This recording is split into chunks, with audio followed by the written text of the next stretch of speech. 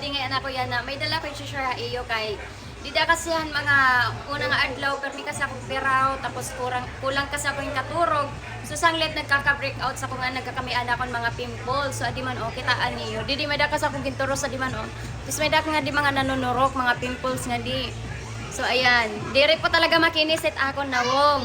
Normal na talaga ito sa nga tao nga gitutubuan ng mga pimples, nagkaka-breakouts, nagkakamay-alahin mga pores, di ba? Normal na ito mga sangkay. So ayan mga sangkay, nagbiling talaga akong product na swak, akong skin type nga diri yakuan. Alam mo yung kikinis ka pero diri ka mahapdusan in ora-ora. Yan ang mga sangkay, naisipan ko talaga na what if mag-rejob ako, di ba? Why not? Bisan diri ka ta ganon ka magusag. So ayun na nga mas angkay may dako nabilingan nga usa nga rejob na diriya ganon kamahal. Pero nakitaan ko mga sangkay mag-open iya mga reviews. So adi nga mga sangkay na akon kuan kagamiton niya na. So first time ko gyapon gumamit ini. So ayun na nga mga sangkay nakitaan ko adton mga reviews, mag-open man iya mga reviews. May mga nagagamit lalaki ngan babae.